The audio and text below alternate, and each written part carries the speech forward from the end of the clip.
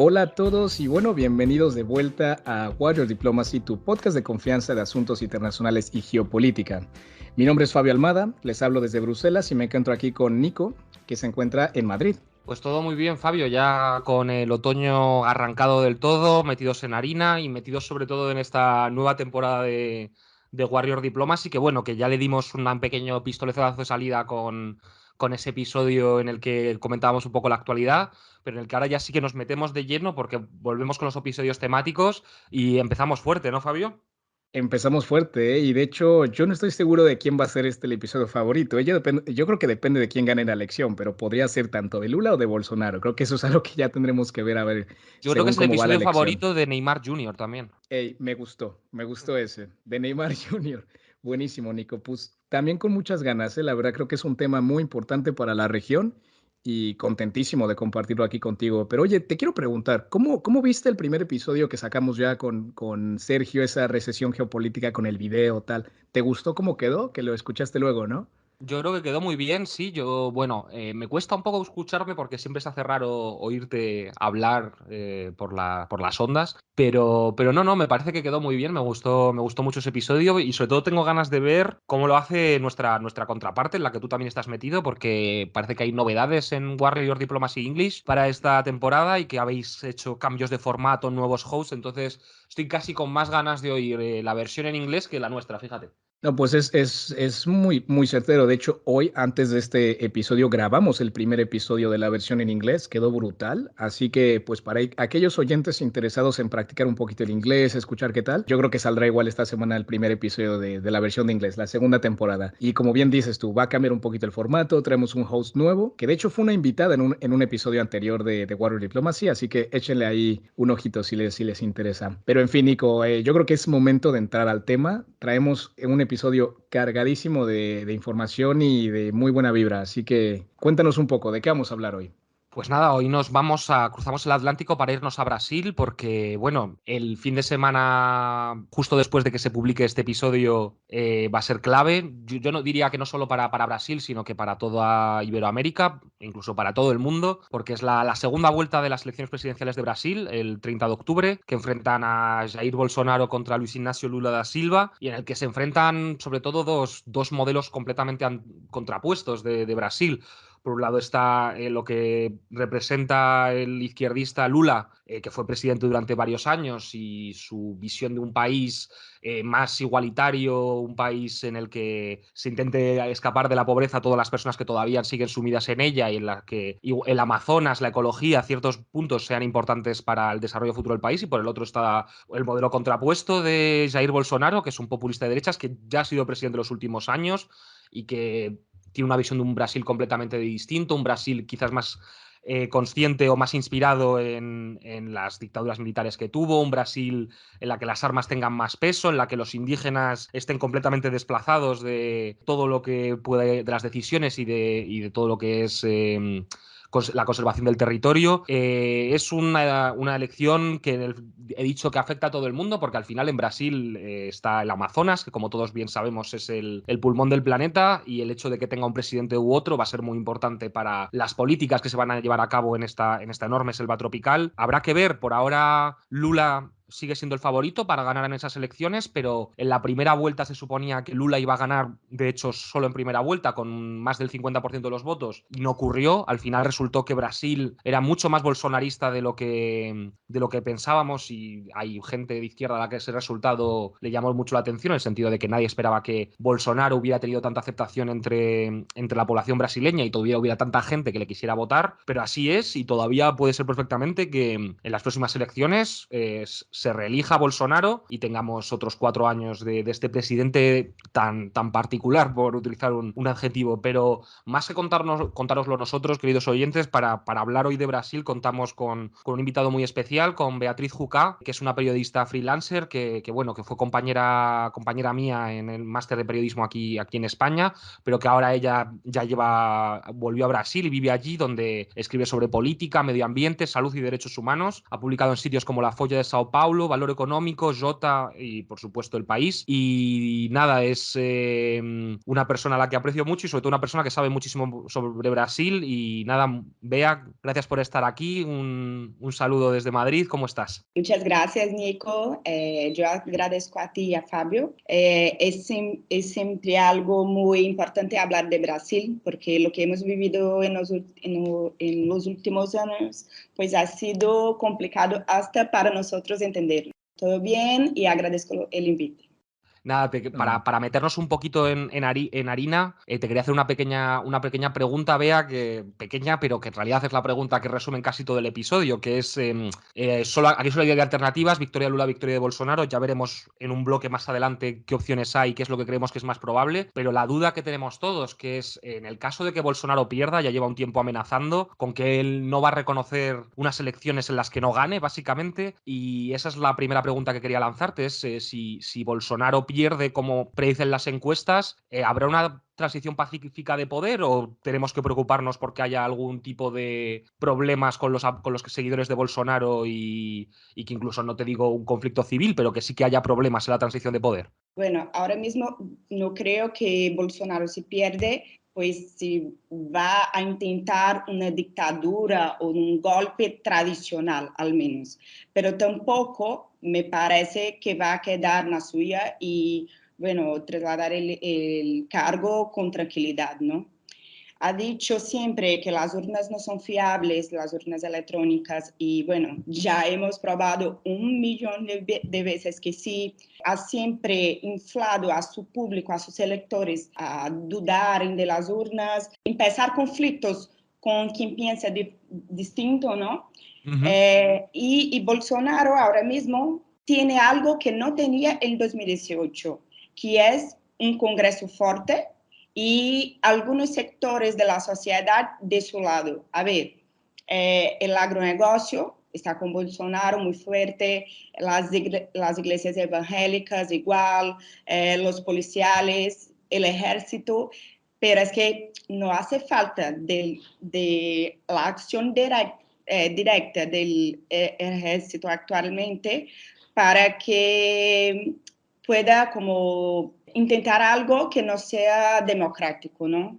Uh-huh. Entonces, creo que algo va a hacer, no sé si algo como Trump en Estados Unidos, y que va hasta ahí para mantener como una base fiel, pero que no llega a intentar, de hecho, un golpe como, ¿no? Claro. Pero claro. de todas maneras, independientemente de quién sea el nuevo presidente de Brasil, tenemos una realidad para el año que viene de un Congreso muy conservador de derecha y la extrema derecha, ¿no? Hemos visto Bolsonaro elegir aliados que son muy radicales, ¿no? Como Uh-huh. Damares Alves, por ejemplo, que es, bueno, es una mujer que ha sido su ministra de la mujer y de derechos humanos y que está involucrada con la iglesia evangélica y que todo el rato pues está ahí diciendo que los políticos de izquierda defienden cosas absurdas como la pedofilia, por ejemplo.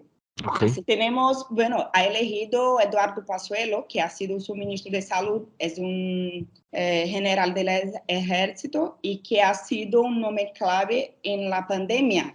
Y bueno, todos sabemos que como Brasil ha conducido la política en la pandemia ha sido un desastre. Vamos, tenemos una de las tasas más grandes de muertes. Hemos negado la enfermedad, ¿no? Bolsonaro decía que era una gripecita. Ha tardado para comprar las vacunas. Ha todo el rato dicho que las vacunas podrían convertir a alguien en un jacaré, no sé si se dice jacaré en español, pero bueno, en un animal. Y Brasil, pues es un país que es referente, ¿no? En la vacunación y todo esto. Así que, no sé, me parece que temas que la prensa brasileña ha combatido durante muchos años no ha tenido tanto efecto. Es una situación muy complicada y me parece que cada vez más emocional, es una campaña cada vez más emocional que racional. No, sin duda. Yo creo que este ejemplo de esta elección es un ejemplo más de esta polarización completa que hemos visto últimamente en los gobiernos de todo el mundo, ¿no? Cómo de verdad el electorado se está separando completamente y personajes con retóricas, con narrativas completamente opuestas se están peleando estas candidaturas, ¿no? Yo creo que la elección de Brasil es clave porque hemos visto un alineamiento un poco más a la izquierda en todo el continente, en toda la región de Latinoamérica, y Brasil es la economía más grande, el país más grande, entonces creo que esta elección es muy importante. Sin embargo, creo que dijiste ahí un par de puntos muy buenos que creo que son necesarios para entender esta elección, y yo creo que eso entra mano a mano con nuestro primer bloque, ¿no? Que nos va a servir como un poquito de referencia para entender de dónde viene Bolsonaro y de dónde viene Lula de una manera muy general.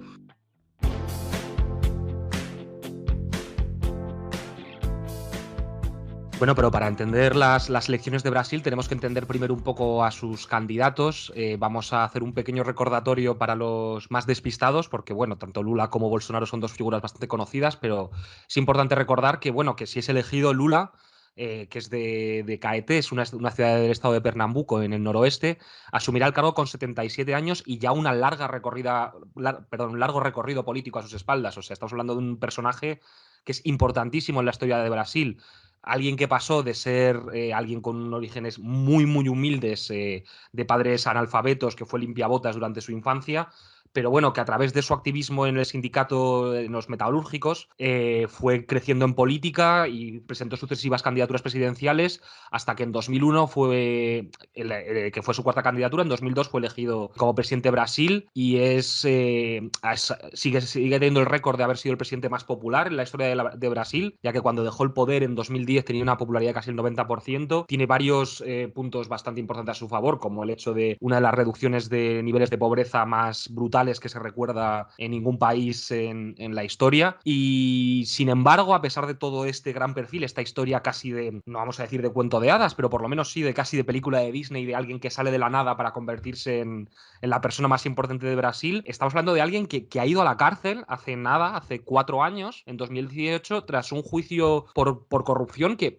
aún hoy enciende mucho la polémica. De hecho, el propio Lula defiende que él fue a la cárcel por una conspiración contra él y, sin embargo, del otro lado, pues Bolsonaro, como se habrá visto, es casi el único ataque que tiene contra Lula, más allá de exageraciones del tipo Brasil se va a convertir en Venezuela. Su único ataque es que Lula es un corrupto. Pero aquí te quería preguntar, Bea, ¿de dónde viene esta polémica? O sea, ¿por qué estuvo en la cárcel Lula? ¿Cómo salió? ¿Y por qué hay versiones tan distintas sobre la corrupción o la posible corrupción del expresidente brasileño? Lula ha ido a la cárcel por una investigación de la Operación Lava Jato. ¿Qué es esto? Una operación que investigaba un montón de políticos supuestamente involucrados con corrupción. Y Lula, bueno, ha sido juzgado, condenado en 2 instancias, pero algunos años tras su prisión, creo que 2 más o menos, empiezan a sacar a la luz por un hacker que ha logrado conseguir mensajes entre el juez Sérgio Moro, que era el juez responsable por el caso de Lula, y miembros del Ministerio Público, ¿no? De la Fiscalía brasileña, que es básicamente los responsables por la investigación. Lo que ha concluido la Suprema Corte es que el juez cambiaba informaciones con la Fiscalía para ver cómo condenar a Lula, ¿no? Como orientaba, a ver, deja esto para más adelante, que uses esto porque puedo decidir tal cosa. Y bueno, no ha sido un juzgado justo, ¿no? Porque la fiscalía y el juez estaban actuando para condenar a Lula. Es lo que ha entendido al menos la Suprema Corte. Y Lula ahora dice que soy inocente, que he sido preso para que no fuera presidente, porque igual Lula tenía muchos votos, ¿no? En 2018. Pero tampoco ha probado su inocencia completamente. Lo que dice la decisión es que Lula no puede estar preso y no puede ser llamado de ladrón porque su juzgado no ha sido justo, porque los involucrados, las autoridades involucradas, actuaron para condenarlo y no para saber si era o si no era culpable. Muy buena respuesta, de verdad. Yo que soy latinoamericano y entiendo que la verdad es lamentablemente gran parte de los gobiernos, de una u otra manera, todo mundo se mete en asuntos chuecos. Pues lo entiendo completamente y es verdad que cuando no hay un proceso, no se sigue a la par como lo dicta la Constitución y tal, pues que la verdad los casos no pueden ser llevados a juicio, ¿no? Y claramente este es uno que era políticamente cargado, ¿no? Entonces, bueno, me encantó lo que dijiste, que como es verdad que el tribunal no se llevó al 100%, pero tampoco demostró Lula al 100% su inocencia, ¿no? Entonces yo creo que eso está curioso. Y yo no Sí. conozco tanto el tema como para decir sí o no, pero bueno, supongo que tú siendo de allá, pues tendrás un poquito más información sobre ello, ¿no? Lula tampoco tenía que probar que era inocente, ¿no? Porque la Ujú, justicia brasileña es que tiene que probar que es culpable. Solo, claro. lo que pasa es que un tiempo después, pues Sergio Moro ha dejado de ser juez para ser ministro de la Justicia de Bolsonaro, concretando la decisión del tribunal, ¿no? El entendimiento que tenía aspiraciones políticas, por decir así. Ujú. Igual, el jefe de la investigación en la fiscalía, que es Deltan Dallagnol, también ha entrado en la política, ha disputado las elecciones este año y ha sido electo. Así que todo Claro. el proceso es muy involucrado con la política, por cierto. No hay como decir que no. Claro, no hay Eh, una separación de ello. Sí, sí, sí, sin duda. Pero yo creo, vea, ahora, ¿por qué no? Ya presentamos un poquito el primer candidato, ¿no? A Lula, y ahora creo que es momento de también presentar, pues, el lado opuesto, ¿no? Lo que estamos hablando, a Jair Bolsonaro. Y para Bolsonaro. darle a nuestros oyentes un poquito una idea de dónde viene, Bolsonaro viene de una familia también humilde, de inmigrantes italianos. Sin embargo, él optó desde muy pronto por una vida, un camino militar. Sin embargo, él solamente estuvo 9 años en el ejército, ya que después de llamar a una insurrección a demanda de aumentos salariales para su oficina, para su unidad, tuvo que abandonarlo, ¿no? Hubo un escándalo de ahí. Y ahí es cuando él comienza su vida política, ¿no? Fue concejal en Río de Janeiro, luego fue diputado federal, fue en 2018 cuando aspira a la presidencia y gana con el 55% de los votos, ¿no? Claro, su campaña con una promesa de fusilar a los izquierdistas, muy anticomunista y pues alabando un poco al Brasil de esos años donde hubo una dictadura militar, ¿no? Como que hacía muchas referencias a esa época. Es interesante mencionar que en la campaña sufrió un atentado por parte de un hombre que le apuñaló en el abdomen, ¿no? Durante la campaña. Así que creo que eso también fue muy definitivo, pues para también apelar a un electorado, ¿no? Así que bueno, Bolsonaro es definido constantemente como el Trump del trópico por muchas de sus políticas y porque es muy curioso que la base popular que le apoya tiene muchas similitudes con ese electorado de Trump, ¿no? Suele ser un sector que apoya a la policía, al ejército, ¿no? Hay sectores religiosos evangelistas que le apoyan y pues claramente la empresa, ¿no? La empresa del campo. Así que la última cosa que quería mencionar es este lema de su campaña que es Dios, patria y familia, ¿no? Que creo que es muy interesante porque en la década de los 30, ¿no? En 1930 en Italia, era un mensaje muy similar al de Mussolini. Así que vea, yo te quisiera preguntar a ti, desde que Bolsonaro asume el cargo de presidente en Brasil, ¿cómo le ha ido a su gobierno? ¿Cuál es el balance en Brasil en general después de 4 años de bolsonarismo? Bolsonaro debe tener más apoyo, si electo, por el Congreso súper conservador que ha ayudado a elegir. Es importante decir que Bolsonaro ha sido electo mucho por el antipetismo, ¿no? Por la prisión de Lula, por la indignación de la población contra la corrupción, pero Bolsonaro ha comprendido un cambio de identidad que vive Brasil como nadie. Es decir, Brasil sigue siendo uno de los países más católicos del mundo, pero hoy tiene una comunidad evangélica muy actuante, ¿no? Muy fuerte. Si antes éramos el país del samba, hoy olvidamos muchísimo sertanejo, que es, bueno, un movimiento cultural muy involucrado con el agronegocio y todo esto. Aparte de eso, Bolsonaro ha entendido cómo manejar las redes sociales y ha construido casi un conglomerado de comunicación propio,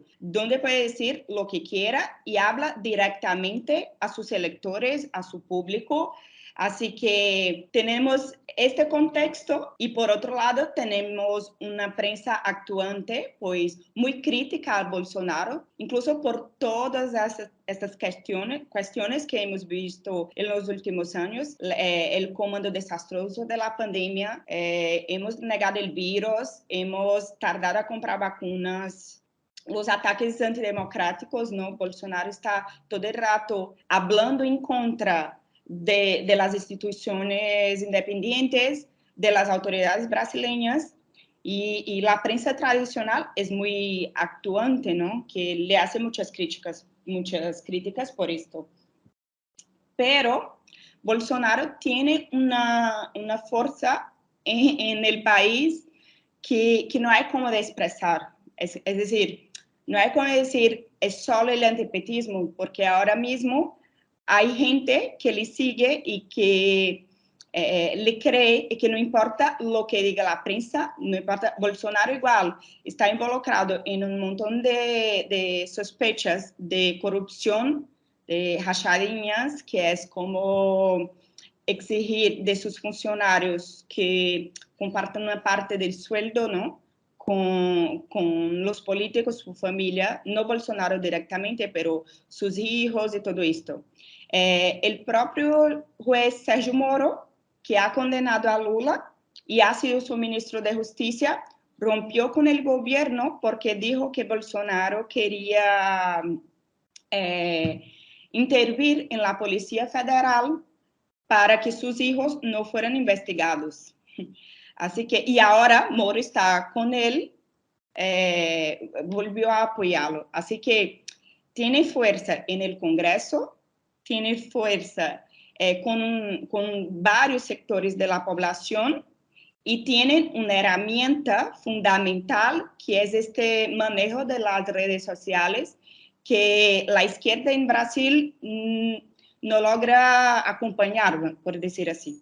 Así que sí, Bolsonaro tiene fuerza incluso para si quiere intentar un golpe, ¿no? Cerrar las estradas, por ejemplo, con sectores que empiecen greve por no reconocer los resultados electorales. Pero hoy mismo yo creo que es poco probable que lo haga. Creo que si pierde las elecciones, va a intentar algún caos, como siempre lo hace, como Trump ha hecho en Estados Unidos, pero algo más para mantener sus bases que propiamente para tomar el poder en Brasil, porque tenemos instituciones fuertes, ¿eh? La justicia están fuertes, pero estamos en la orilla de... Sí.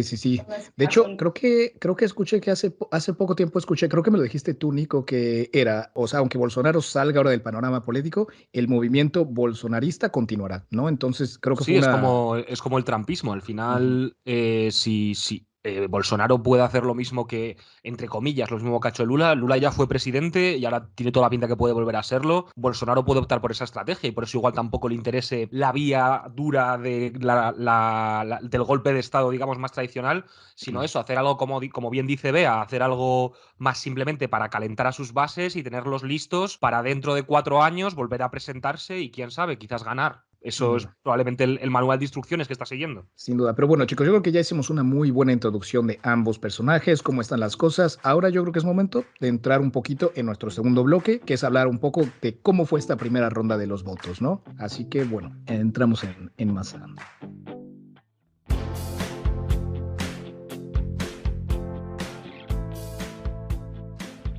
Pues nada, arrancamos este bloque 2, que eso va centrado más bien en cómo fue esa primera ronda y en cómo está la situación en Brasil ahora mismo, justo antes de que se celebre esa segunda. Pero lo primero que queríamos comentar de esa primera ronda es que los sondeos, el resultado, digamos, fue muy distinto al que pronosticaban los sondeos. Según prácticamente todos los institutos de opinión de Brasil, Lula iba a superar ese 50% de los votos necesarios para ser presidente desde la primera ronda. Ya que gozaba de una enorme popularidad y se pensaba que Bolsonaro había enfadado a más sectores de la población de los que al final, como bien ha comentado Bea, ha enfadado. y es que Brasil es mucho más bolsonarista de lo que se pensaba y al final digamos que el resultado fue 48,43% para Lula, 43% para Bolsonaro, que es un 7% más de lo que lo que vaticinaban los sondeos publicados en las últimas semanas.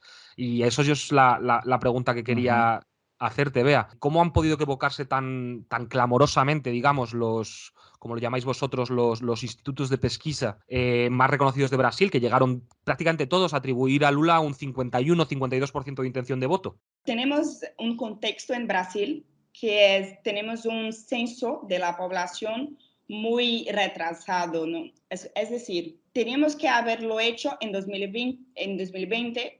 Ha venido la pandemia, Bolsonaro ha dejado para después y bueno, no tenemos un retrato fiel de los sectores de la población en Brasil hoy.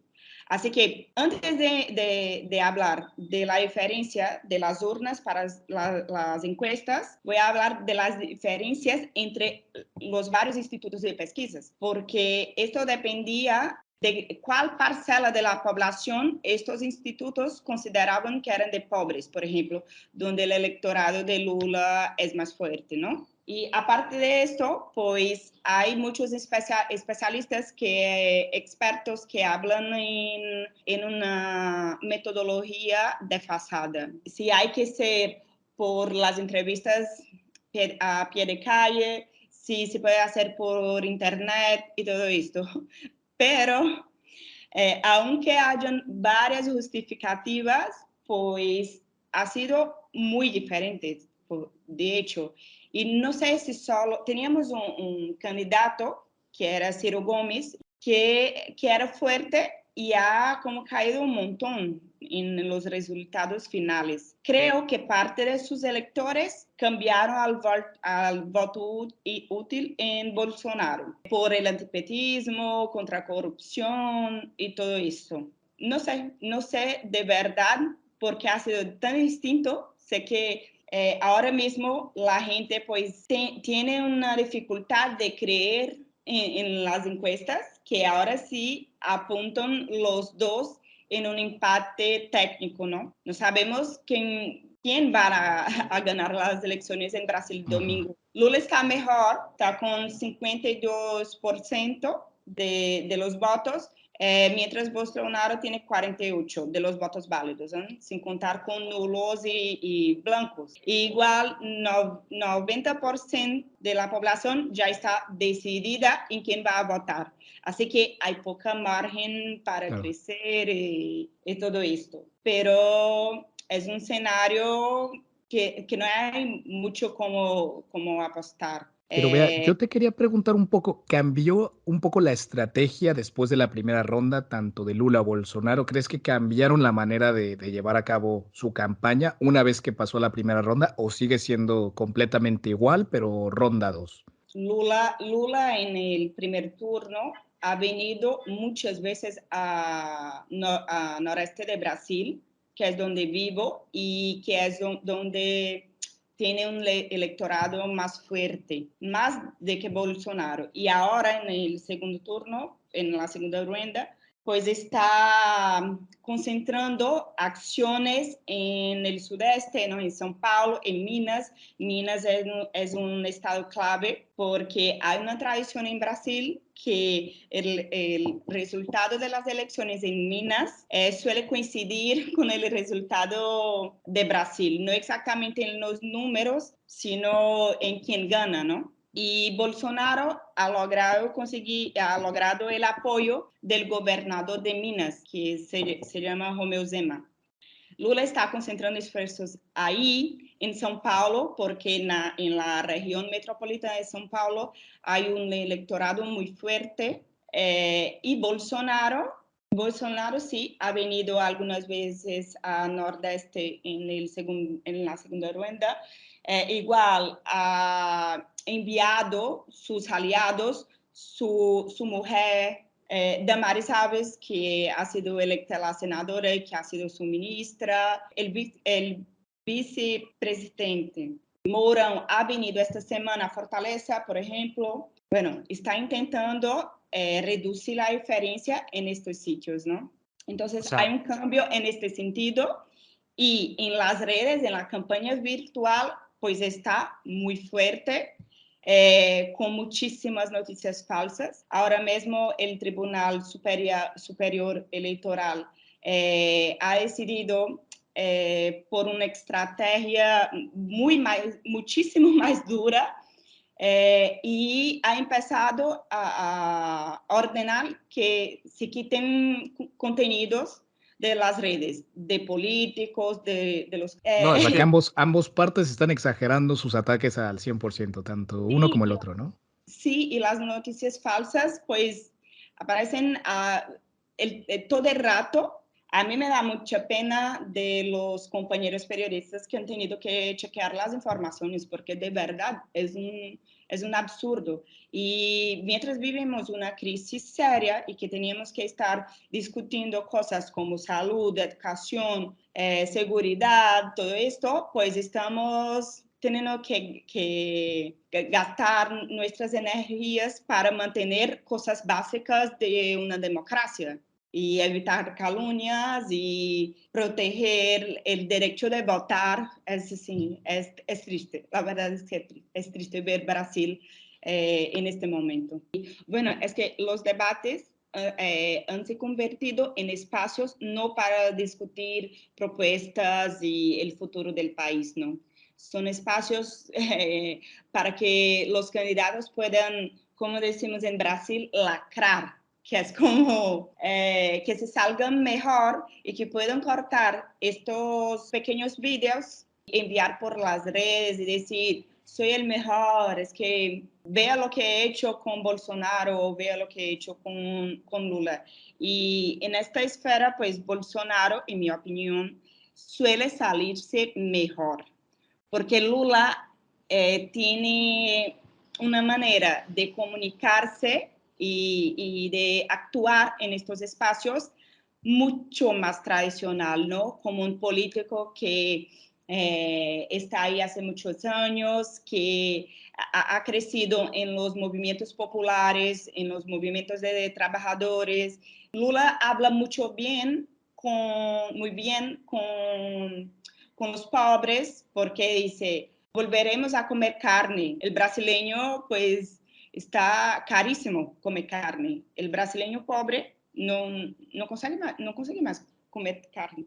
Y con este público suele comunicarse bien, pero en las redes, en los debates, se sale bien cuando tiene el momento de las propuestas, de todo, pero como han cambiado el formato de debate en Brasil, que está incluso mucho mejor, con más libertad para los dos candidatos a hablar en todo esto. Pero Bolsonaro como guarda su tiempo hasta el final. Así que el último debate, por ejemplo, en Band, que es una cadena de tele de Brasil, Lula ha hablado y Bolsonaro ha guardado su tiempo. Así que al final, Bolsonaro ha tenido 5 minutos para hablar lo que quiera y Lula no ha podido decir nada. Entonces, yo he leído varios análisis de que Lula al final sí había salido mejor, pero no estoy muy de acuerdo con esto.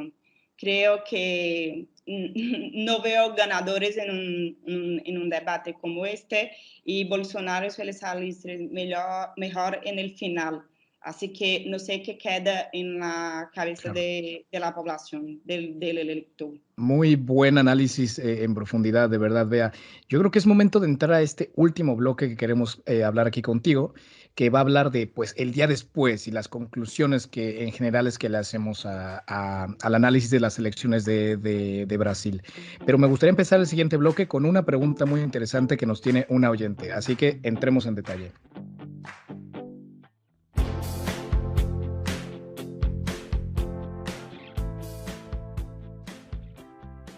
Hola chicos, ¿qué tal? ¿Cómo están?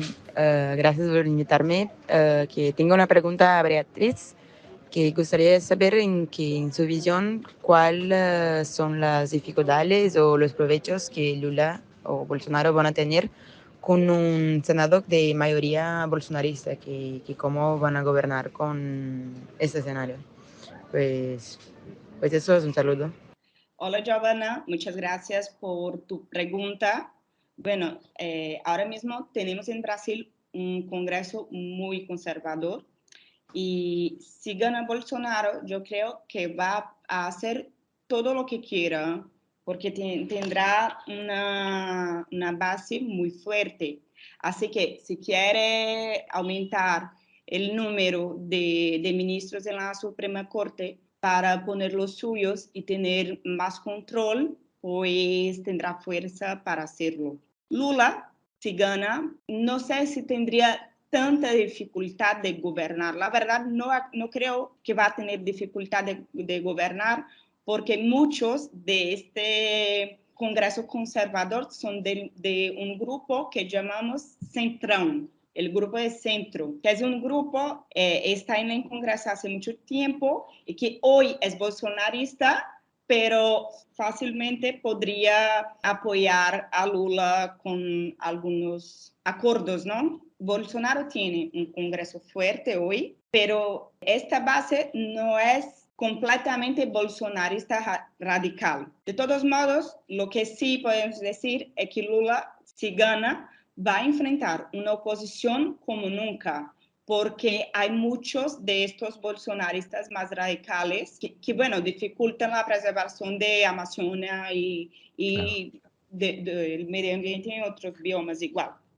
Claro, y vea, yo te quiero hacer aquí, obviamente estamos aquí en el último bloque, ¿no? Como del día después, ¿qué pasa? Todavía no son las elecciones, no sabemos el resultado, pero yo te estoy poniendo ahora en esta situación a ver cómo lo ves tú, porque yo honestamente no creo que sea el resultado, ahora sí que mi análisis personal, yo honestamente creo que va a ganar Lula, pero si no es el caso, vamos a ponernos en un hipotético caso, gana Bolsonaro. ¿Cómo esto afectaría a Brasil? ¿Crees que hubiera también, o sea, porque Bolsonaro ya ha dicho, ok, puede que no reconozca la elección o no voy a reconocer la elección a menos de que gane yo, esto está amañado, ok, pero digamos, si gana, ¿qué pasaría en Brasil? O sea, ¿cómo crees que hubiera también disputas, que la izquierda, que Lula también, no sé, que confronte o para nada? ¿Cómo ves ahí ese hipotético caso?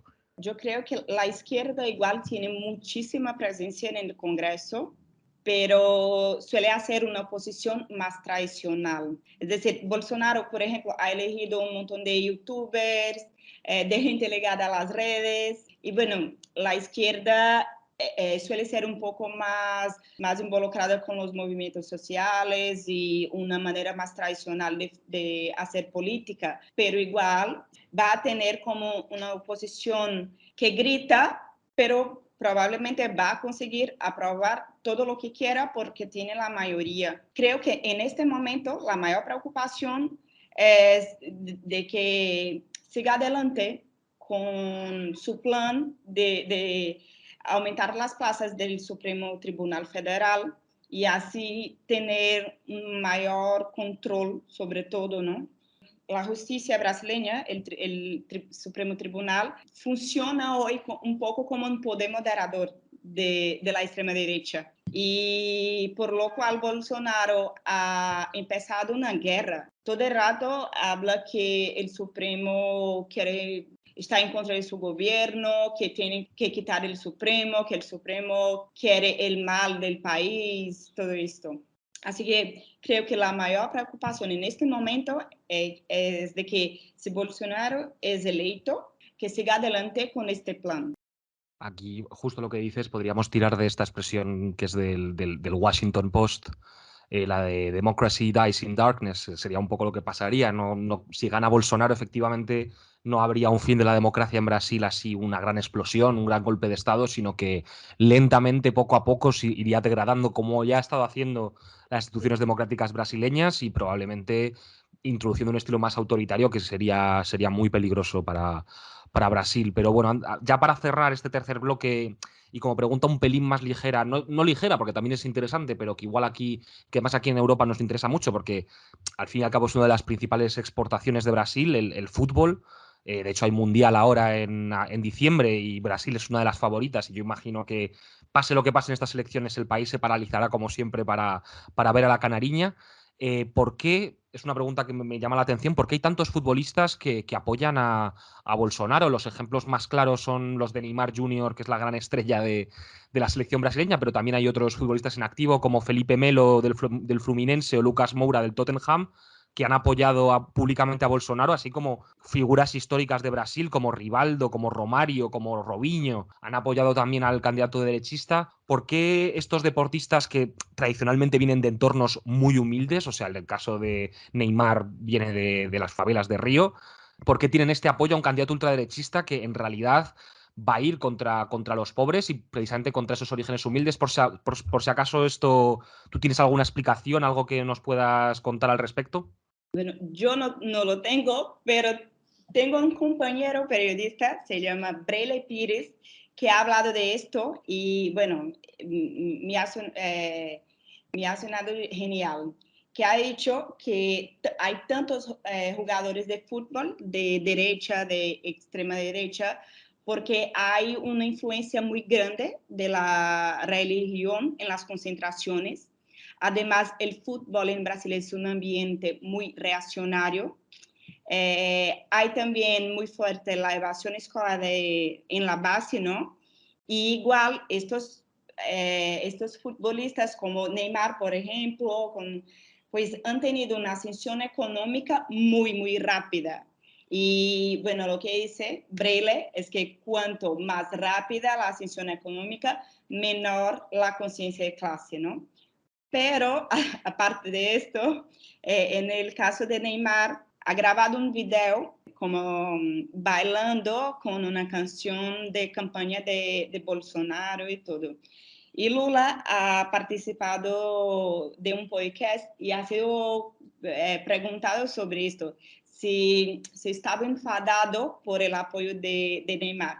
Y dijo que no estaba enfadado, que a lo mejor pues Neymar iba a votar en Bolsonaro porque tenía miedo de que Lula pudiera descubrir un acuerdo entre Bolsonaro y su padre para que no pagase los impuestos, ¿no? E incluso ha citado el caso del juicio del Neymar en España. Y bueno, no sé si esto ha dejado a Neymar muy enfadado, que que esta semana ha hecho una live con Bolsonaro fortísima y todo esto. No, pero está muy Y, curioso. De hecho, vea, me acaba de llegar a la cabeza porque lo hablé con un colega argentino y es increíble cómo en países como Brasil o como en Argentina, donde hay un arraigo muy fuerte por la cultura del fútbol, esto también tiene una repercusión en la política y la economía, ¿no? Y me decía Fabio, es que como Argentina gane o pierda un partido de fútbol, en plan que esto puede determinar la política del país. Y yo creo que es algo muy cierto que a veces se nos pasa un poquito por la cabeza, ¿no?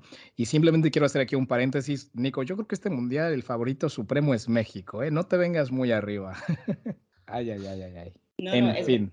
y Fabio, por favor, Brasil sigue siendo el preferido. He escuchado muchas veces en la calle, tras el apoyo de Neymar al presidente, y la gente dice, los petistas, ¿eh? Dicen, no sé si puedo torcer para la selección brasileña con Neymar apoyando a Bolsonaro.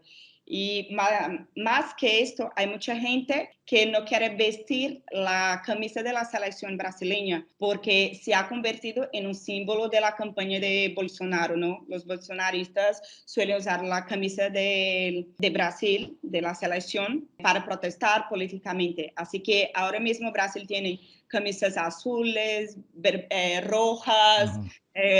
para torcer por la selección en el Mundial.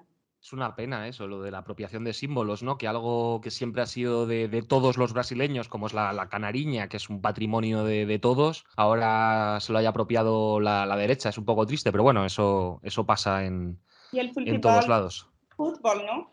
Como el Mundial era el momento que todos los brasileños estaban unidos, todos deseando lo mismo y bueno, ahora yo he escuchado a gente que no puedo torcer por Brasil con Neymar y con la camisa brasileña. Bueno, es muy triste. Increíble, Es increíble. muy triste. Yo voy a torcer por Brasil. No estoy de acuerdo que se entregue los símbolos brasileños, como la bandera de Brasil, la camisa de Brasil a ningún político, sea Lula, Bolsonaro, cualquiera. Claro. Así que primero que nada a nuestra queridísima invitada, muchísimas gracias por haber venido, Bea. Y te quisiera preguntar eso, si tienes alguna recomendación que quisieras hacerle a nuestros oyentes, puede ser literalmente cualquier cosa que se te venga a la cabeza.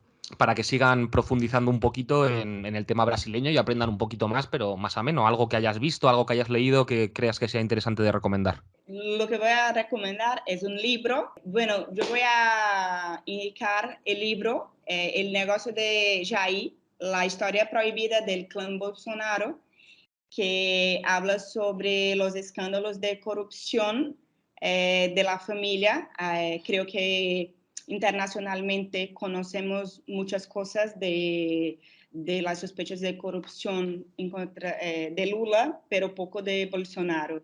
Y igual hay un podcast hecho por la misma periodista que se llama Juliana Dalpiba y que ha investigado la familia Bolsonaro hace unos años, que se llama La vida secreta de Jair. Está en Spotify y igual está muy bien. Creo que es un muy buen contenido para entender cómo funciona el proyecto de poder de la familia Bolsonaro. Pues muy buena, Bea. Y ahora te quisiera preguntar a ti, Nico, si tienes alguna recomendación para esta semana.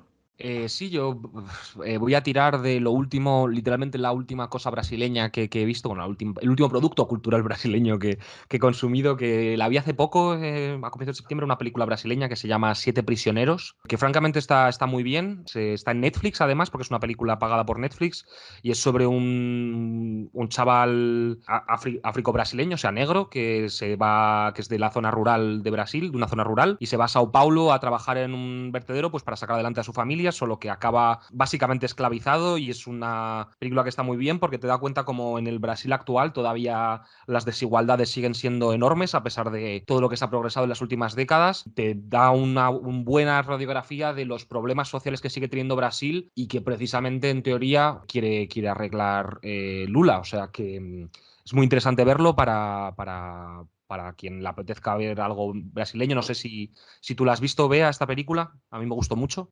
No he visto, pero he leído muchas críticas positivas de ella. Excelente. Yo para terminar estas recomendaciones y este episodio, me gustaría recomendar una película también, que creo que estoy seguro que muchos oyentes han visto ya. Se llama Tropa de Élite o Tropa de Asalto, depende de la traducción. Está muy buena, habla de un equipo de operaciones especiales que entra a una favela en Río de Janeiro, y tal vez la tengan en mente porque el actor principal es un actor muy famoso llamado Wagner Moura, que fue de una manera muy curiosa, fue Pablo Escobar en la serie de Narcos, la versión americana Hollywood, la de Netflix. Es buena serie, pero se me hizo muy curioso, ¿no? Que un actor brasileño hiciera el papel de el narcotraficante más famoso colombiano, y escuchar su acento es curioso. Pero esta peli es muy buena, me gustó, la verdad. Creo que habla de algo muy típico que solemos escuchar mucho de Brasil, ¿no? Pero creo que no lo llegamos a entender desde fuera, que son las favelas y todo lo que tiene que ver con ello. Un tema completamente distinto para otro episodio, pero bueno, esa es mi recomendación de la semana. En fin, Nico, Bea, ha sido un muy buen episodio. Estoy muy agradecido de haberles tenido a los dos. Creo que tenemos aquí las claves perfectas para la lección que se viene en nada. Y bueno, pues espero que a nuestros oyentes les ayude mucho a entender lo que se juega ahora en la región, en Brasil, y pues esperar los resultados, ¿no? Sí, bueno, tendremos unas elecciones muy complicadas, a ver lo que sale de ahí, pero quiero dar las gracias por el invite a Nico y a Fabio. Ha sido excelente hablar con vosotros sobre las elecciones en Brasil. Ha sido un placer contar contigo, Bea. Estamos seguros de que todos nuestros oyentes van a estar encantados de escucharte, porque se nota que sabes muy bien de lo que hablas y que van a tener todas las claves que necesitan justo antes de estas elecciones claves, lo van a tener de tu boca. Así que nada, muchas gracias de nuevo, y a nuestros oyentes también por estar aquí, por aguantar hasta el final de este episodio. Y nada, nos vemos dentro de poco en un nuevo episodio de Warrior Diplomacy. Y recuerda, Fabio, que tenemos que... Pues tenemos que despertar al Warrior que traemos dentro, Nico. Tuyo y todos. Efectivamente, un abrazo a todos.